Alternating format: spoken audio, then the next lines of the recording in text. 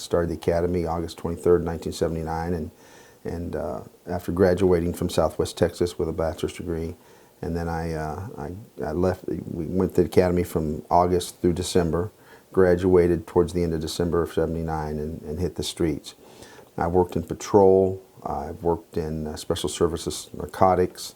I worked in internet crimes against children and OCU.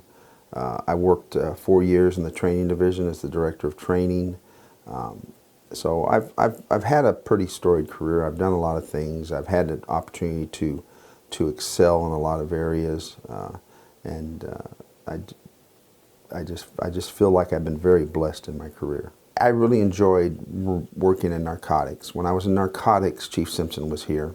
In fact, I had been in narcotics for probably a year and a half when Chief Simpson was hired.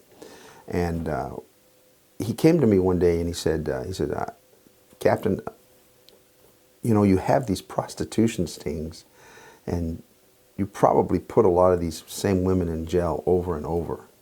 He says, what do you feel like about a diversion program? I said, diversion program? What do you mean diversion program, Chief? And he goes, well, I mean, why don't we find a way to help these women and not where they just have a cycle of continuously going to jail. You put them in jail, they get out on bond, they're out turning a trick again the next day. And so he asked me to go to, he said Dallas had a prostitution diversion program. He asked me to go look at their program. I looked at their program.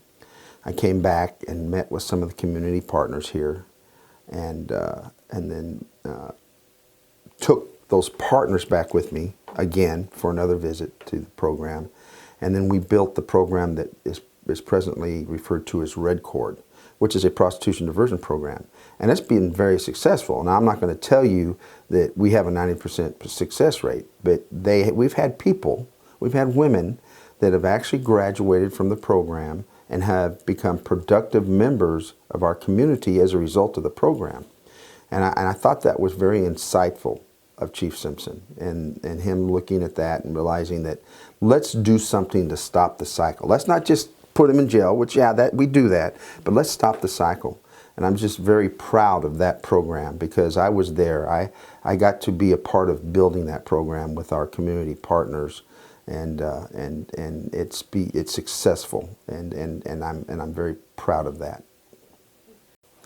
In all honesty, I never intended to stay 40 years.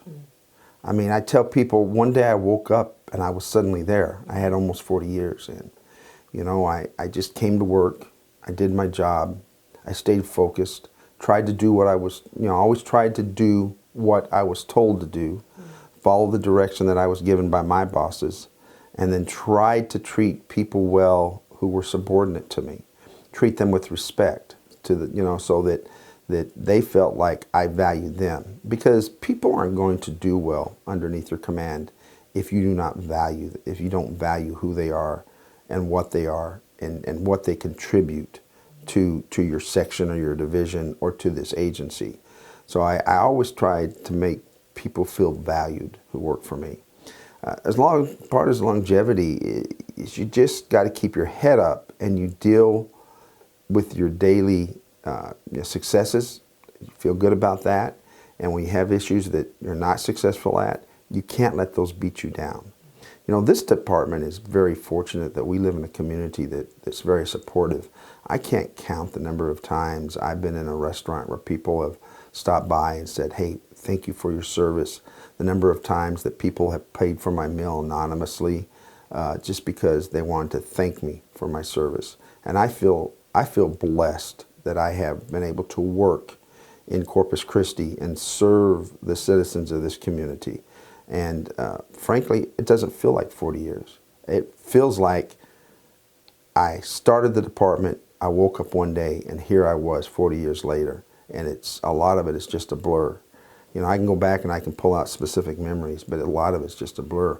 I have people tell me all the time, do you remember when you were my FTO and I did so-and-so and you got really upset with me? You know, those are David Cook stories that I have no memory of, but they're there, and people come to me all the time, and that I think that's funny. I really think that's funny that I made that kind of impression on people, that they have those stories that they carry with them.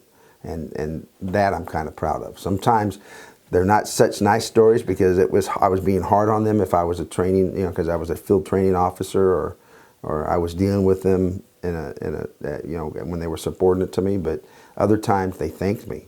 I have an officer that's on this department still, and she was involved in a fatal shooting. And she told me, she said, when I was in the academy, one of the things you used to tell us, you're going to end up on your back. Are you going to lay down and die? Are you going to go out if somebody's beating on you and you're going to lay down and die? You're going to let them take their gun away from you, or are you going to live? And she said that this guy was on top of her and he was trying to choke her out. I think he was choking her out or he was hit. I don't remember which. And yeah, he was banging on her. She said she was just getting ready to black out. And she said she saw, and this is when I went and saw her in the hospital. This is the story she told me. She said she saw a mental image of my face standing above her, yelling at her, asking her if she was going to lay down, if she was going to lay there and die, or if she was going to live. And she managed to draw her weapon. She pulled the trigger. The guy's eyes got saucer size. He looked at her and he said, "You killed me." And he rolled off of her.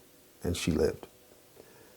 And that was a very proud moment for me, to know that I had made such an impression on her that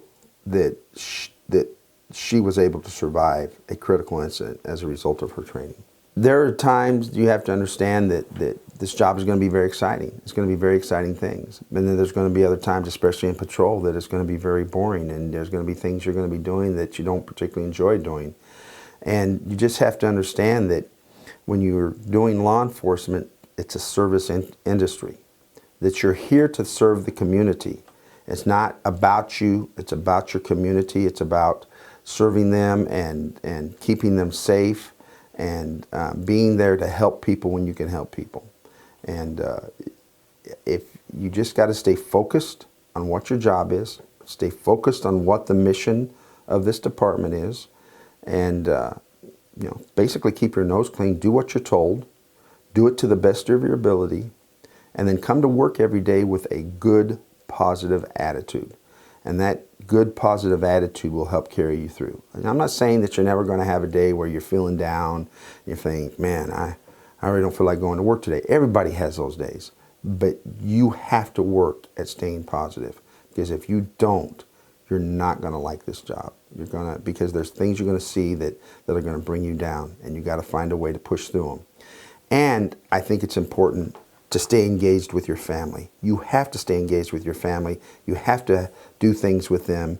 You have to include them in your life and not exclude them like so many officers have a tendency to do, which leads to divorce in our profession.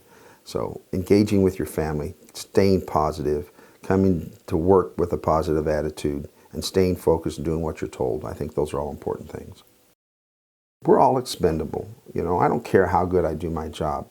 There's somebody that can step up and do it just as well or better. And getting my mind around that and knowing that when I walk out of here, I'm not going to have that connection. I mean, I have a connection with people within the department, with your family, but I even have a tighter connection with SWAT. People that tell you when they leave SWAT, there's a loss, there's a sense of loss there. So when I leave, I'm going to be leaving the family behind. And one of the things I've told my SWAT operators, because I'm close to them, I was talking to them one day and I said, one thing you have to accept, when you leave this department and the door closes, you're nothing more than a memory. And that's not by design. That's just the way it is. I've done police work longer than anything else in my life, for 40 years. And for 15 of it, I've been a captain. For 12 years before that, I was a lieutenant. So for a majority of my career, I've been a boss. I leave, and I have no authority. Nobody's coming to me to help solve problems. Nobody's going to be asking me, hey, how do I do this? How do I do that? And I know that can be a problem if you're not ready for it. My father was a lieutenant colonel in the Air Force. He retired. And I didn't know it at the time, but I know it now because looking back, I can see it. He dealt with some pretty serious depression. And so I'm trying to avoid that. I'm trying to make some serious plans about what I want to do, staying occupied in my life so that I don't feel that that sense of loss, and I don't deal with that sense of depression, and so that I can move forward and realize that I'm not giving up anything. I'm just moving forward with a new chapter of my life.